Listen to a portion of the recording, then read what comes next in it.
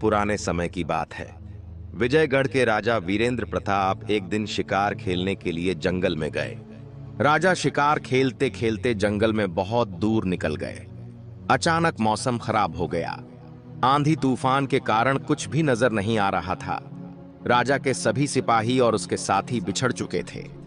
दिन ढलते ढलते राजा को वापसी की चिंता सताने लगी, लेकिन राजा तो भटक चुका था। अब इस हालत में राजा वापस नहीं जा सकता था। वह जंगल जंगली जानवरों से भरा हुआ था। मजबूरी में राजा को जंगल में ही किसी तरह रात बितानी थी। इसीलिए वह किसी सुरक्षित स्थान की खोज करने लगा। चलते चलते उसे एक जगह धुआं उठता दिखाई दिया। आगे जाकर जब राजा ने देखा तो वहां एक झोपड़ी थी। राजा ने झोपड़ी का दरवाजा खटखटाया, आवाज लगाई और कहा, मैं एक मुसाफिर हूं। बाहर मौसम खराब हो चुका है। मुझे रात बिताने के लिए आसरा चाहिए। झोपड़ी का दरवाजा खुला और एक बूढ़ा आदमी बाहर आया। वह बड़े ही सम्मान के साथ राजा को अंदर ले गया। उस बूढ़े आदमी की एक जवान और सुंदर बेटी भी थी। वे दोनों बाप बेटी इस जंगल में रहते थे। वह आदमी जंगल से लकड़ियां काट कर शहर में बेचता था। इसी तरह उनका गुजारा चलता था। उसकी बेटी ने राजा के लिए बहुत ही अच्छा खाना तैयार किया।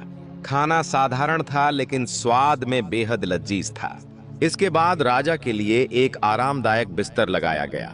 बूढ़े आदमी और उसकी बेटी ने राजा की बहुत अच्छी तरह से देखभाल की। झोपड़ी में रात गुजारने के बाद सुबह राजा ने उनका धन्यवाद किया और अपने महल लौट आया। राजा अपने महल में तो वापस आ चुका था, लेकिन उसे उस बूढ़े लकड़हारे की खूबसूरत बेटी की बहुत याद आ रही थी, जिसने उसे एक परदेसी मुसाफिर समझकर इतना ख्याल रखा था।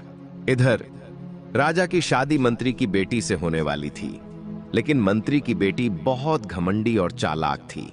राजा ने उससे शादी करने से साफ इनकार कर दिया और यह फैसला किया कि वह जंगल में रहने वाले उस लकड़हारे की बेटी से विवाह करेगा। इसी तरह राजा और लकड़हारे की बेटी की शादी हो गई। राजा का मंत्री इस बात से बहुत दुखी था और मौके की तलाश में रहने लगा। राजा अपनी रानी के साथ सुखद जीवन बिता रहा था। एक साल बाद उनके घर एक बेटी का जन्म हुआ और दूसरे साल भी एक बेटी पैदा हुई। अब राजा की दो बेटियां थीं। एक दिन अवसर देखकर मंत्री ने राजा से कहा, महाराज, राज्य का शासन चलाने के लिए एक पुत्र होना आवश्यक है। मेरा सुझाव है कि आप दूसरी शादी कर लें, ताकि आपको पुत्र प्राप्त हो सके और वह भविष्य में आपके राज्य का संचालन कर सके। लेकिन राजा ने इस बात से साफ इनकार कर दिया। जब मंत्री ने देखा कि उसकी बेटी की शादी राजा से होने के सारे रास्ते बंद हो चुके हैं, तो उसने धीरे धीरे सेनापति और अन्य मंत्रियों को अपने जाल में फंसा लिया। फिर एक दिन धोखे से रानी के कमरे में एक जहरीला सांप छोड़ दिया गया। सांप के डसने से रानी की मृत्यु हो गई। उस समय दोनों राजकुमारियां बहुत छोटी थीं, लेकिन राजा ने फिर भी दूसरी शादी नहीं की। जब मंत्री ने देखा कि उसकी साजिशें नाकाम हो रही हैं, तो उसने रसोइयों को भी अपने साथ मिला लिया। एक दिन राजा के भोजन में जहर मिला दिया गया, जिससे राजा की मृत्यु हो गई। इसके बाद मंत्री ने राजगद्दी पर कब्जा कर लिया। राजा की एक पुरानी और वफादार दासी थी, जो यह सब कुछ देख रही थी। उसे अब यह एहसास हो चुका था कि मंत्री जल्दी ही राजकुमारियों को भी मार डालेगा। इसीलिए वह दासी दोनों राजकुमारियों को लेकर रात के अंधेरे में कहीं दूर चली गई। इस तरह एक नेक दिल राजा की जगह अब प्रजा को एक बेरहम और क्रूर लालची राजा मिल चुका था। वह दासी और दोनों लड़कियां जंगल में गईं और दासी ने उनका भरण पोषण शुरू कर दिया। समय अपनी गति से बीतता गया और दोनों लड़कियां जवान हो गईं। इसी दौरान एक दिन दासी बहुत बीमार हो गई। जब उसने अपनी मौत को नजदीक महसूस किया, तो उसने दोनों लड़कियों को अपने पास बुलाया और उन्हें बताया कि असल में वह दोनों राजकुमारियां हैं और उनके माँ बाप के साथ जो कुछ भी हुआ था वह सब भी राजकुमारियों को उसने बता दिया। इसके बाद उस नौकरानी की मृत्यु हो गई। नौकरानी के मरने के बाद दोनों लड़कियां बिल्कुल अकेली हो गईं। वे अपने माता पिता को याद करतीं और बहुत रोती थीं, लेकिन अब कुछ नहीं हो सकता था। होनी तो हो चुकी थी। दिन बीतते गए। एक दिन की बात है कि एक राजकुमार जंगल में शिकार खेलने के लिए आ गया। राजकुमार का एक दोस्त भी उसके साथ था और वह दोस्त मंत्री का बेटा था। राजकुमार ने जंगल में 2 तीतरों का शिकार किया और फिर अपने दोस्त से उनका मांस पकाने के लिए कहा। राजकुमार खुद जाकर एक घने पेड़ के नीचे बैठकर आराम करने लगा और मंत्री के बेटे ने आग जलाकर तीतर का मांस पकाना शुरू कर दिया। तभी उसकी नजर सामने एक झोपड़ी पर पड़ी, जहां एक बहुत ही खूबसूरत लड़की खड़ी हुई थी। वह लड़की मंत्री के बेटे को बड़ी हैरानी से देख रही थी। जब मंत्री के बेटे ने उस लड़की को देखा तो वह भी हैरान रह गया। सोचने लगा, इस सुनसान जंगल में इतनी सुंदर लड़की कहां से आ गई। मंत्री का बेटा उस लड़की के पास गया और उसे अपने बारे में सारी जानकारी दी। इसी दौरान उसे भोजन के जलने की बू आने लगी। मंत्री का बेटा तुरंत भागकर वापस गया और जब वह वहां पहुंचा तो देखा कि जो वह पकाने का प्रयास कर रहा था वह पूरी तरह से जल चुका था। अब वह बहुत परेशान हो गया तो लड़की ने कहा, हटो, मैं तुम्हारे लिए भोजन बना देती हूं। फिर उस लड़की ने बहुत अच्छे से भोजन बनाकर मंत्री के बेटे को दे दिया। राजकुमार, जो बहुत देर से इंतजार कर रहा था, सोच रहा था, मेरे दोस्त ने इतनी देर क्यों लगा दी। पहले तो वह कभी इतनी देर नहीं लगाता था। मंत्री का बेटा जब पका हुआ भोजन लेकर वहां पहुंचा तो राजकुमार ने जब उस भोजन को खाया तो वह हैरान रह गया। उसने मंत्री के बेटे से पूछा, आज तुमने इतना स्वादिष्ट भोजन कैसे पकाया? आज से पहले तो तुम्हारे हाथ में इतना स्वाद नहीं था। तब मंत्री के बेटे ने उसे बताया, यहाँ से थोड़ी ही दूर पर एक झोपड़ी है जहाँ एक खूबसूरत लड़की रहती है। उसी लड़की ने यह भोजन पकाया है, क्योंकि मैं तो सिर्फ उसे देखता ही रह गया। और दूसरी तरफ जब छोटी राजकुमारी अपनी झोपड़ी में वापस आई, वह नदी पर कपड़े धोने के लिए गई थी, तो बड़ी राजकुमारी ने उसे मंत्री के बेटे का सारा हाल सुना दिया कि कैसे वह उसे बस देखता ही रह गया। तब छोटी बहन ने बड़ी बहन से कहा, तुम देखना, वह राजकुमार अब जरूर तुम्हें देखने के लिए आएगा। तुम इतनी सुंदर हो कि वह तुम्हें पसंद कर लेगा। तुम राजकुमार के साथ चली जाना और उसके साथ शादी कर लेना, लेकिन उसे मेरे बारे में कुछ मत बताना। बड़ी राजकुमारी ने सारी बात सुनी और कहने लगी, नहीं, मैं तुम्हें छोड़कर कहीं नहीं जाऊंगी। तब छोटी राजकुमारी ने उसे समझाते हुए कहा, देखो बहन, मैं भी तुम्हारे पीछे ही आऊंगी, लेकिन हमारा यह रिश्ता अब दुनिया के सामने नहीं आना चाहिए। यह कहते हुए वह बाहर गई और जब वह वापस झोपड़ी में आई तो उसके पास बहुत से छोटे छोटे सफेद फूल थे। वह फूल उसने अपनी बहन को देते हुए कहा, जब राजकुमार तुम्हें लेकर जाएगा तो तुम रास्ते में इन फूलों को बिखराते हुए दौड़ आना और मैं इन फूलों का पीछा करते हुए तुम तक पहुंच जाऊंगी। सारी बात समझाने के बाद छोटी बहन झोपड़ी से बाहर निकलकर एक पेड़ के पीछे छुप गई। इतने में ही राजकुमार मंत्री के बेटे के साथ वहां पर आया। जैसे ही उसकी नजर बड़ी राजकुमारी पर पड़ी, वह उसे देखकर उसके प्रेम में पागल हो गया। राजकुमार ने पूछा, आप इस जंगल में अकेली क्यों रहती हैं? राजकुमारी अपनी छोटी बहन द्वारा समझाई हुई बातें याद करते हुए राजकुमार को बताने लगी, मैं यहाँ पर अपने माता पिता के साथ रहती थी। मेरी माँ की मौत हो चुकी है, जबकि मेरे पिता एक लकड़हारे थे। जंगल से लकड़ियां काटकर उन्हें बेचकर हम लोग गुजारा करते थे। कुछ दिन पहले ही मेरे पिता की भी मृत्यु हो गई। वह अब इस दुनिया में नहीं रहे, इसलिए मेरा इस दुनिया में कोई नहीं है। मैं अकेली ही इस जंगल में रहती हूँ। राजकुमार ने जब यह सुना तो फौरन राजकुमारी के सामने शादी का प्रस्ताव रख दिया और उसे अपने साथ चलने के लिए कहने लगा। राजकुमारी उसके साथ जाने के लिए तैयार हो गई। चलते समय राजकुमारी ने एक गठरी उठा ली जिसमें सफेद फूल थे। राजकुमार ने उसे अपने साथ घोड़े पर बिठाया थे और दोनों चलने लगे। रास्ते में बड़ी बहन एक एक करके वह सफेद फूल गिराती जा रही थी। दूसरी तरफ छोटी राजकुमारी पेड़ के पीछे से बाहर निकली और उन सफेद फूलों का पीछा करने लगी। राजकुमार बड़ी बहन को लेकर सीधा महल में पहुंचा और अपने माता पिता के पास लेकर गया। उसने माता पिता को सारी बात बताई और यह भी कहा कि वह इस लड़की से प्रेम करता है और इसी के साथ दूसरी शादी करना चाहता है। असल में राजकुमार की पहले भी एक पत्नी थी, लेकिन वह बहुत घमंडी और नकचड़ी थी। उसकी माँ भी राजमहल में ही रहती थी और अब तक वह राजकुमार को कोई संतान नहीं दे पाई थी। शायद इसी वजह से राजकुमार ने दूसरा विवाह करने का फैसला किया। जब राजकुमार के माता पिता को यह पता चला कि वह दूसरी शादी करने वाला है तो उन्हें बहुत गुस्सा आया, लेकिन दोनों जानते थे कि राजकुमार जिस बात की ठान लेता है वह करके ही रहता है। इसलिए उसने शादी के लिए बनावटी खुशी का इजहार किया और कहने लगी, कितनी खुशी की बात है, राजकुमार की एक बार फिर से शादी होगी और हम दोनों सौतन नहीं बल्कि बहन बनकर रहेंगे। जब राजकुमार की पहली पत्नी ने शादी पर कोई ऐतराज नहीं किया तो बाकी सभी लोग भी राजी हो गए। दूसरी तरफ छोटी बहन फूलों का पीछा करते हुए नगर में आ चुकी थी। पूरे नगर में बड़े उत्सव का माहौल था। छोटी बहन ने एक बूढ़ी औरत से पूछा, माता जी, क्या बात है? हर तरफ खुशहाली छाई हुई है, पूरा राज्य सजा हुआ है। बूढ़ी अम्मा ने जवाब दिया, हमारे राजकुमार को जंगल में एक बहुत ही प्यारी लड़की मिली है और राजकुमार उसके साथ विवाह करने वाला है, इसीलिए सारे नगर में उत्सव मनाया जा रहा है। फिर छोटी बहन ने उस बुढ़िया से कहा, अम्मा, क्या मुझे यहाँ पर कोई काम मिल सकता है? मैं गांव से आई हूँ और मेरे माँ बाप नहीं हैं, रहने के लिए कोई आसरा नहीं है।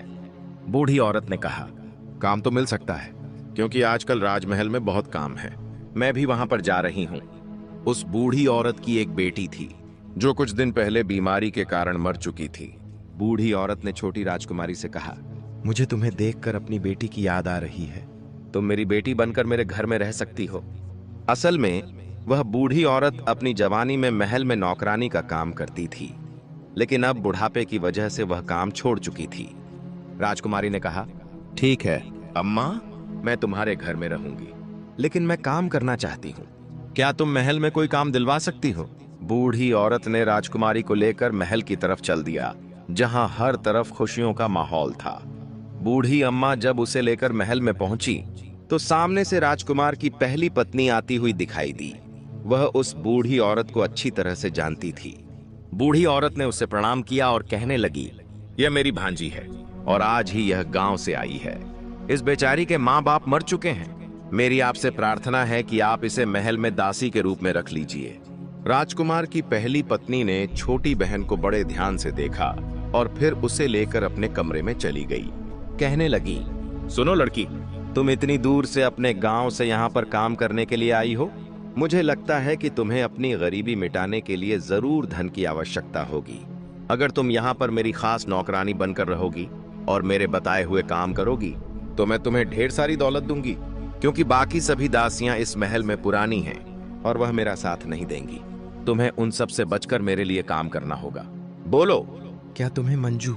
छोटी बहन यह जान चुकी थी कि यह राजकुमार की पहली पत्नी है और इसकी बातों से उसे किसी साजिश की बू आने लगी थी।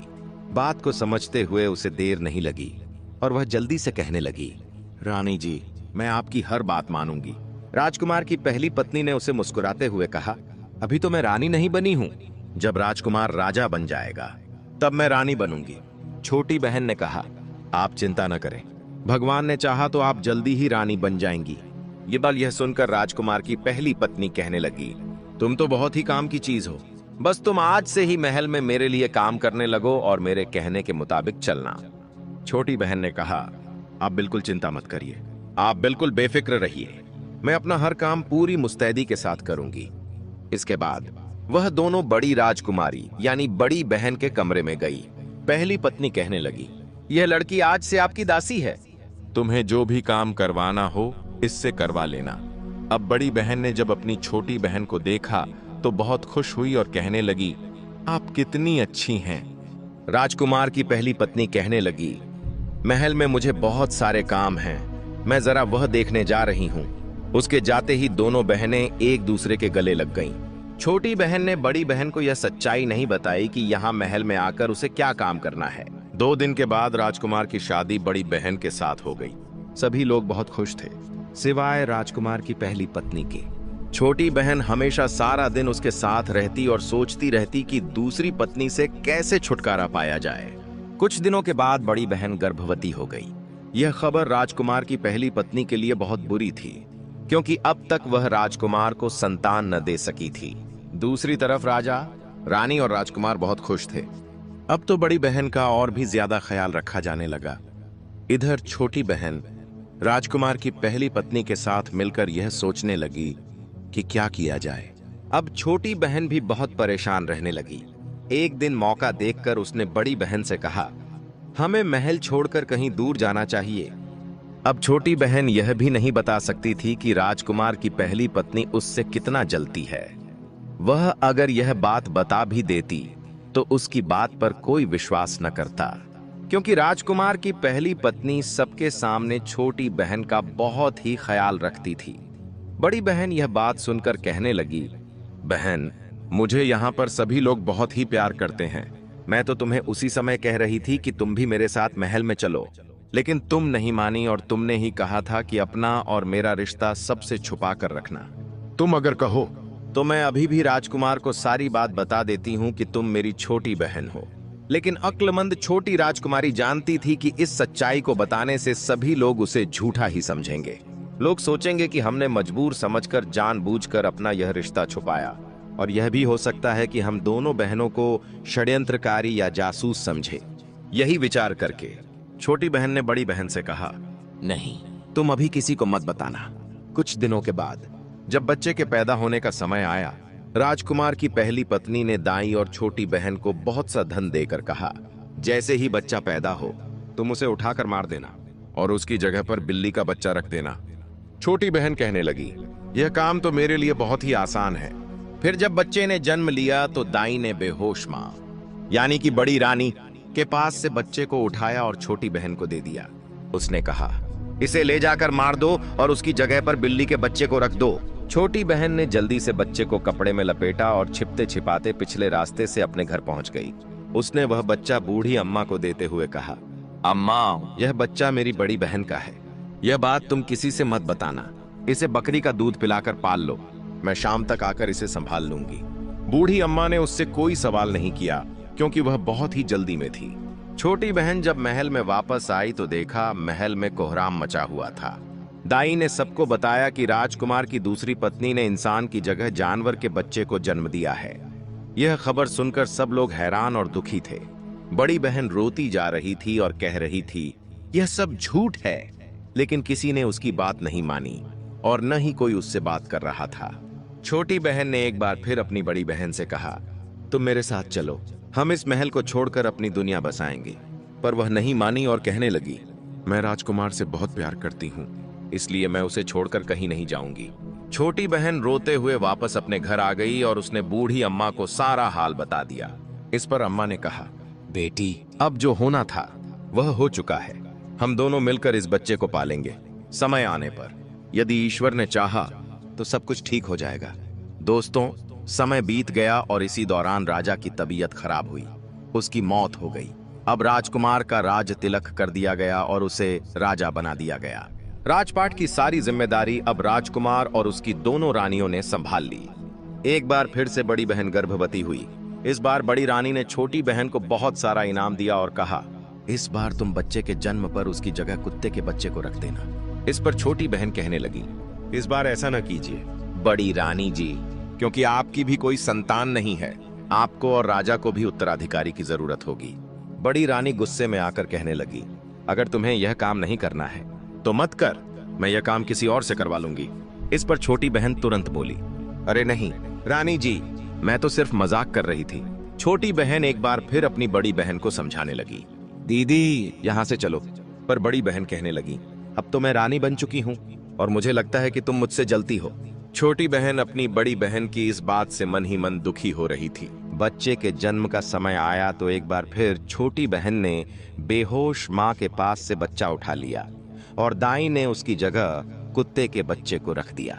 छोटी बहन पहले की ही तरह पिछले दरवाजे से छिपाकर बच्चे को अपने घर ले गई और अपनी बूढ़ी अम्मा को सौंप दिया। फिर वह खुद उल्टे पांव राजमहल में लौट आई। महल में आकर उसने देखा कि एक बार फिर हर तरफ कोहराम मचा हुआ था। बड़ी रानी कहने लगी, मुझे तो यह औरत लगती ही नहीं है। पहली बार इसने बिल्ली के बच्चे को जन्म दिया और दूसरी बार कुत्ते के बच्चे को। मैं तो कहती हूँ कि इसे कारागार में डाल दिया जाए, वरना अगले साल न जाने यह क्या पैदा करेगी। राजा भी अब इन सब बातों से परेशान हो चुका था। उसने अपने दोस्त को बुलाया, जो अपने पिता की जगह मंत्री बन चुका था, और आदेश दिया, छोटी रानी को तुरंत कारागार में डाल दिया जाए। मंत्री ने राजा को समझाने की बहुत कोशिश की। न जाने क्यों मुझे लगता है कि छोटी रानी निर्दोष है, लेकिन राजा ने उसकी एक भी बात न सुनी। आखिरकार छोटी रानी को कारागार में डाल दिया गया। अब तो बड़ी रानी बहुत खुश थी, क्योंकि सारी चीजें उसके मन के मुताबिक हो रही थीं। दिन बीतने लगे। कभी कभी राजा को अपनी छोटी रानी की याद आती, लेकिन जैसे ही उसे बिल्ली और कुत्ते के बच्चे की बात याद आती, वह फिर से रानी से नफरत करने लगता। दूसरी तरफ छोटी बहन ने बड़ी रानी से कहा, अब मेरी शादी होने वाली है, इसलिए मैं महल का काम छोड़कर जा रही हूँ। रानी को दासियों की कोई कमी तो थी नहीं, इसलिए उसने छोटी बहन को जाने दिया। छोटी बहन अपनी बूढ़ी माँ और दोनों बच्चों को लेकर जंगल में अपनी पुरानी झोपड़ी में वापस आ गई। वहां वे दोनों बच्चों को पालने लगीं। 5 साल बाद एक दिन राजा अपने मंत्री के साथ जंगल में शिकार खेलने आया। जब राजा और उसका मंत्री अपने घोड़े को नदी के किनारे पानी पिलाने ले गए, तो उन्होंने देखा कि वहां 2 बड़े ही सुंदर बच्चे खेल रहे थे। उनके पास लकड़ी के घोड़े थे। आते ही दोनों बच्चे अपने लकड़ी के घोड़े को पानी पिलाने लगे और साथ ही एक गाना गा रहे थे, काठ का घोड़ा, लोहे की लगाम, चल पानी पी ले, ओ मेरे गुलाम। राजा यह देखकर हैरान रह गया। वह बच्चों के पास गया और उनसे पूछने लगा, प्यारे बच्चों, क्या लकड़ी के घोड़े कभी पानी पीते हैं? और क्या लोहे की भी कभी लगाम होती है? इस पर बच्चे हंसते हुए बोले, अगर एक औरत कुत्ते और बिल्ली के बच्चे को जन्म दे सकती है, तो एक न एक दिन ये लकड़ी के घोड़े भी पानी पिएंगे। राजा और मंत्री यह सुनकर चौंक गए। राजा ने आश्चर्य से पूछा, तुम्हें यह बात किसने सिखाई? बच्चों ने मुस्कुराते हुए जवाब दिया, हमारी मौसी ने। राजा ने तुरंत कहा, बच्चों, मुझे अपनी मौसी के पास ले चलो। बच्चे राजा और मंत्री को उस झोपड़ी पर ले गए जहां कुछ साल पहले राजा आया था और बड़ी बहन को अपने साथ लेकर गया था। राजा ने जब वहां अपने महल की पुरानी दासी को देखा तो चौंक गया और पूछने लगा, लड़की, यह बच्चे कौन हैं? यह सब क्या मामला है? छोटी बहन ने राजा से कहा, आप कुछ साल पहले यहां से जिस लड़की को लेकर गए थे, मैं उसकी बहन हूं। मुझे इस बात का अंदेशा था कि राजमहलों में अक्सर साजिशें की जाती हैं, षड्यंत्र रचे जाते हैं। राजा ने पूछा, तुम्हें पहले से यह अंदेशा क्यों था? वह कहने लगी, हम भी कोई साधारण लोग नहीं हैं, बल्कि हम दोनों बहनें राजकुमारियां हैं। हमारे पिता भी आपकी ही तरह राजा थे। एक बार वह जंगल में शिकार खेलने आए थे और रास्ता भूलकर मेरे नाना के घर, जो कि एक लकड़हारे थे, उनके पास आसरा ढूंढते ढूंढते ही आए और वहीं पर उनसे मुलाकात हमारी माँ से हो गई। वे दोनों एक दूसरे को पसंद करने लगे और फिर दोनों ने शादी कर ली। लेकिन महल में न सिर्फ हमारी माँ के खिलाफ षड्यंत्र रचा गया, बल्कि हमारे पिता को भी उसका शिकार होना पड़ा और इसी तरह से षड्यंत्रों ने हमारे माता पिता को भी मार डाला। हमारे महल में एक दासी थी जिसने हमें यहाँ पर किसी तरह से बचाकर ले आई। इसके बाद हम इस जंगल में रहने लगे। इसलिए मैंने अपनी बहन से कहा था कि वह हमारे रिश्ते के बारे में किसी को ना बताए। अगर महल में सब कुछ ठीक ठाक चल रहा होता तो मैं कुछ ही समय के बाद सभी को सच्चाई बता देती। लेकिन महल में पहुंचते ही मुझे इस बात का पता लग चुका था कि बहुत ही जल्दी मेरी बड़ी बहन के खिलाफ साजिश होने वाली है, क्योंकि आपकी पहली पत्नी ने भाग्यवश मुझे ही यह सब काम करने के लिए चुना था।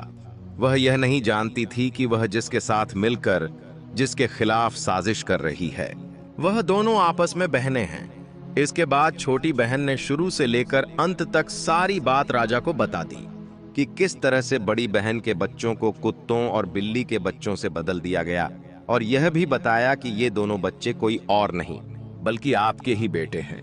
राजा ने दोनों बेटों को अपने गले से लगा लिया और सभी की आंखों में आंसू बहने लगे। सारी सच्चाई जानने के बाद राजा को बहुत गुस्सा आया और वह कहने लगा कि अब बड़ी रानी को वह नहीं छोड़ेगा। लेकिन छोटी बहन ने उसे रोक लिया और कहा कि वह छोटी रानी की अपराधी है। पहले तो आप छोटी रानी को कारागार से निकालिए, इसके बाद छोटी रानी को यह अधिकार दीजिए कि वह बड़ी रानी के लिए सजा निश्चित करें। राजा को उसकी यह सलाह बहुत पसंद आई और छोटी बहन अच्छी तरह से जानती थी कि उसकी बड़ी बहन बहुत नेक दिल और दयालु है और वह राजा की पहली पत्नी को माफ कर देगी, क्योंकि सजा देने से वह समय वापस नहीं आ सकता था जो छोटी रानी ने कारागार में गुजारा था।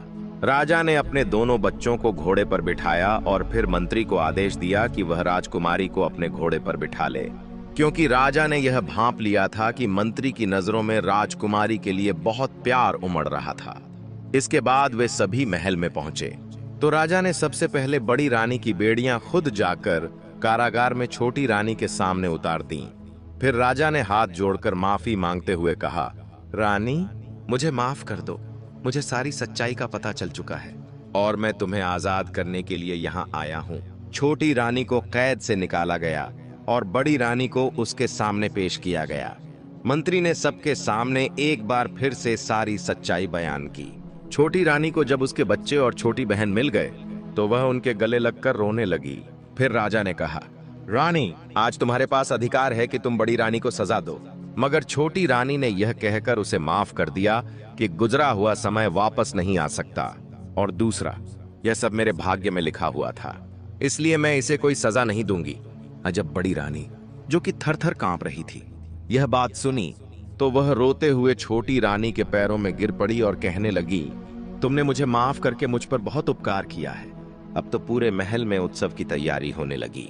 इसी मौके पर मंत्री ने राजा के सामने अपनी छोटी राजकुमारी से शादी का प्रस्ताव रखा। राजा ने मुस्कुराते हुए छोटी राजकुमारी की तरफ देखा। छोटी राजकुमारी ने शर्माते हुए अपनी नजरें झुका ली। कुछ दिनों बाद बड़ी धूमधाम से छोटी राजकुमारी और मंत्री का विवाह हो गया। इसके बाद वे एक खुशहाल जिंदगी जीने लगे। दोस्तों, मुझे उम्मीद है कि इस कहानी से आपको कुछ सीखने को मिला होगा। अगर वीडियो अच्छी लगी हो तो वीडियो को लाइक और कमेंट में जय माता दी अवश्य लिखें। हम आपसे मिलते हैं किसी और नई वीडियो में। तब तक के लिए अपना ख्याल रखना। जय माता दी।